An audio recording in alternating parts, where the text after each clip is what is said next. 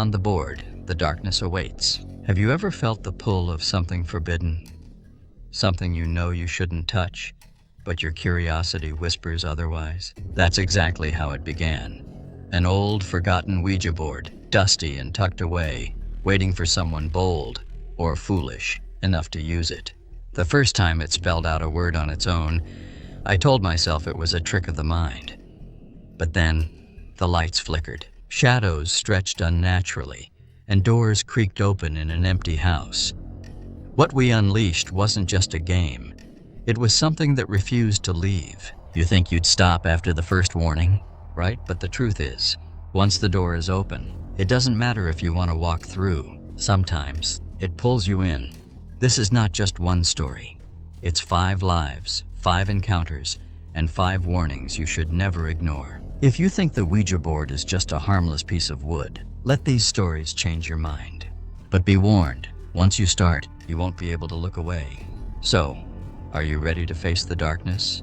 Because it's already watching. The silent shadows of Elmwood. It all started in the small, sleepy town of Elmwood. Tucked away in the attic of our old colonial-style house was an object that had always intrigued me. A box covered in a layer of thick dust, its faded label reading Mystic Oracle. My sister Emily and I had seen it countless times while rummaging through the attic for forgotten treasures. But it wasn't until I stumbled upon a late-night horror documentary about Ouija boards that I realized what it really was. The next morning, curiosity consumed me. I climbed the creaking attic stairs, flashlight in hand, and retrieved the box. It felt heavier than I expected, and the faint smell of aged wood filled the air. By the time I made it to the living room, Emily was already asking questions. "What's that?" she said, eyeing the box with a mix of intrigue and caution. "It's a Ouija board," I replied, setting it on the coffee table. Her expression shifted to concern. "I don't know about this." "Liam, you know what they say about these things. Come on," I urged. "It's just a game, let's try it." After some coaxing, she reluctantly agreed. We sat across from each other in the dim light of the living room. The board itself was eerily beautiful, its surface adorned with intricate carvings and faded letters. The planchette was smooth and cold, like it had been waiting for someone to use it. We placed our fingers lightly on the planchette, and I began with the classic question, "Is anyone here with us?" Nothing happened. Emily smirked, clearly unimpressed. "See? It's just a piece of wood." Undeterred, I tried again. "Can you hear us?" The planchette didn't move. Emily sighed and leaned back. "All right, I'm done," she said, standing up and heading to the kitchen. I sat there for a moment, staring at the unmoving planchette, wondering if I had imagined the faint sense of unease in the room. That night I couldn't sleep. The questions lingered in my mind. What if it really worked? What if we did it wrong? I spent hours researching online, reading forums and blogs about how to properly use a Ouija board. The consistent advice was to create the right atmosphere. Darkness, candles, and focus. The following evening, I decided to try again. Our parents were out, and Emily was upstairs in her room. I found 3 candles in the kitchen, arranged them around the board, and dimmed the lights. Emily came downstairs just as I was lighting the last candle. "Seriously?" she said, arms crossed. "This again?" "Just one more time," I pleaded. "It'll be fun." Reluctantly, she joined me. The room felt heavier as we placed our fingers on the planchette once more. The flickering candlelight danced on the walls, casting long, unsettling shadows. I took a deep breath and asked, "Is anyone here with us?" The planchette began to move. Emily's eyes widened, and she shot me an accusatory look. "Liam, stop messing around." "It's not me," I whispered, my voice barely audible over the pounding of my heart. "Prove it," she said, lifting her fingers from the planchette. To our horror, it kept moving, spelling out a single word, "Yes." Emily froze, her hand hovering in midair. "Ask it something else," she whispered. "Are you a good spirit?" I asked, my voice trembling. The planchette hesitated, then slid to no. A chill ran down my spine. Emily pulled her hand away completely, her face pale. "I don't like this," she muttered, standing up. But before she could leave the room, the candles flickered violently, and one by one they went out, plunging us into near darkness. "Liam," Emily said, her voice shaking. "Blow out the rest and put it away." Before I could respond, a loud crash echoed from the kitchen. We both jumped, staring at each other in the dim light. Emily grabbed my arm. "Did you hear that?" I nodded, my heart racing. We moved cautiously toward the kitchen, where we found one of the chairs overturned, but no one else was home.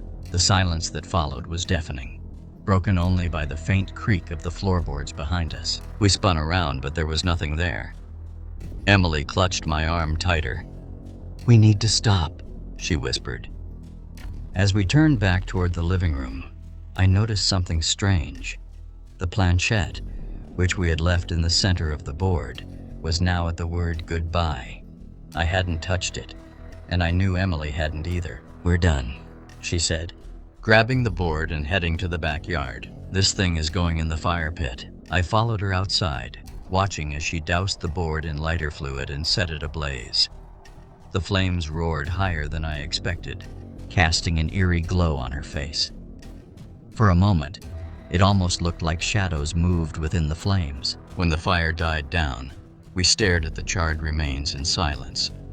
"We don't talk about this," Emily said firmly. I nodded, but I couldn't shake the feeling that something had changed. That night, I lay awake in bed, staring at the ceiling, listening to every creak and groan of the house. For weeks, I felt like I was being watched. Even Emily, who usually dismissed anything supernatural, started sleeping with her light on. Months passed, and life gradually returned to normal. I stopped thinking about the board, convincing myself it had just been our imaginations. But then, late one night, I woke to the sound of faint whispers. At first I thought it was a dream, but the whispers grew louder, more insistent. When I sat up, I saw it. The planchette. It was on my desk, where it hadn't been before. I hadn't kept it. I hadn't even touched it since that night. My blood ran cold as I stared at it, the faint outline of letters glowing in the moonlight. I didn't sleep that night, and by morning, the planchette was gone. I searched everywhere but found no trace of it. I never told Emily. I never told anyone. To this day, I can't explain what happened.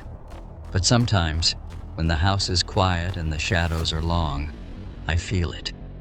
That same heavy presence, watching, waiting.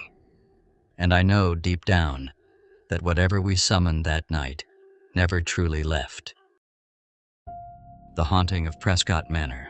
It was a sweltering summer in Prescott, Arizona, when my cousin Jake called me with an unusual story. Jake and his friends had been exploring local thrift shops when they stumbled upon an old wooden Ouija board tucked away in a dusty corner. The shopkeeper had smiled knowingly when Jake bought it for $5, saying, "Careful what you wish for." Jake thought it was just a cheesy sales pitch. Jake lived in a sprawling, run-down manor at the edge of town, a place locals whispered about for its eerie history. His friends often gathered there to hang out in the cool, musty basement. That evening, they decided to try the board, to set the mood. They brought down candles and dimmed the lights. But before they began, one of Jake's friends, Eric, pointed out an old porcelain doll sitting on a shelf. "That thing is creepy," Eric said, shivering. The group agreed to remove it, placing the doll face down in a closet across the hall before shutting the door tightly. With that unsettling distraction out of sight, they sat around the board, placing their fingers lightly on the planchette. "Is anyone here with us?" Jake asked. At first, nothing happened. They asked a few more questions, but the answers spelled out by the board seemed like gibberish. Jake rolled his eyes, frustrated. "This thing's broken," he muttered. He left to grab a soda, leaving the others to continue. That's when Eric asked a question almost as a joke. "Who's in the other room?" The planchette began to move, slowly at first, then faster, spelling out a series of numbers. The room grew quiet as everyone leaned closer to read them. When Jake returned, Eric showed him the numbers. Jake froze. His face paled as he realized the numbers were his social security number. "All right, who's messing with me?" Jake demanded, looking at his friends. But their expressions mirrored his, shock and confusion. No one had moved the planchette intentionally. The room fell silent, the weight of the moment pressing down on them. Feeling unnerved but still skeptical, Jake decided to push his luck. "How will I die?" he asked, his voice steadier than he felt. The planchette moved again, spelling out a chilling response. AIRFORCE. Jake laughed nervously.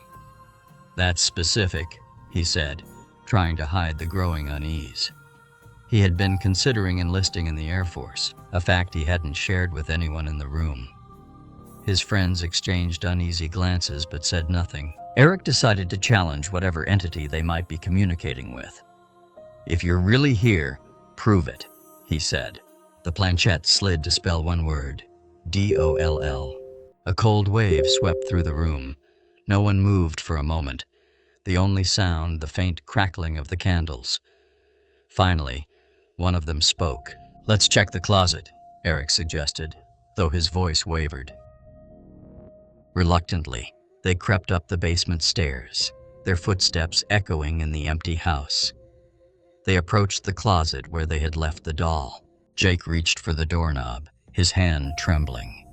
Slowly, he opened the door. The doll, which they had placed face down on a pile of blankets, was now standing upright, its painted blue eyes staring directly at them. Its porcelain face seemed almost alive. The group screamed, stumbling back in terror. The door slammed shut on its own, as if the house itself were angry. They bolted back downstairs, grabbed the board, and carried it to the backyard. Without hesitation, Eric doused it in lighter fluid and set it ablaze. Flames roared to life, casting eerie shadows on their frightened faces. But even as the fire consumed the board, Jake couldn't shake the feeling that it wasn't over. That night, he lay awake, haunted by the events. The numbers, the doll, the prediction, it all felt too real. A few months later, Jake enlisted in the Air Force, despite the warning. He told himself it was just a coincidence, a trick his mind had played on him. But after he was stationed overseas, he began calling me late at night, his voice filled with unease. "I keep having these dreams," he said during one call. "I'm in the cockpit of a plane, and something goes wrong. It always ends the same way. I wake up just as the plane is crashing." "Jake, maybe this is a sign," I said, trying to reason with him. "Maybe you shouldn't ignore what happened." He brushed it off, laughing nervously. "It's just a dream," he insisted. Nothing more. But deep down, I knew he didn't believe that. And neither did I. Months later, the dreams stopped. He stopped calling. I assumed everything was fine until I received a letter from his commanding officer. Jake had been involved in a training exercise gone wrong. His plane had malfunctioned mid-air. He didn't survive. The news hit me like a freight train.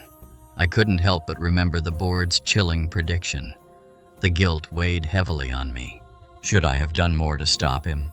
Should I have insisted he stay out of the Air Force? Years have passed, but the memory of that night in Prescott Manor still haunts me. I've spoken to others who've had similar experiences with Ouija boards, and the stories always share a common thread: warnings, strange occurrences, and an overwhelming sense of dread. Whatever Jake and his friends unleashed that night, it felt deliberate, like it had been waiting for someone foolish enough to reach out, and once it answered, it refused to let go. I don't go near Ouija boards anymore.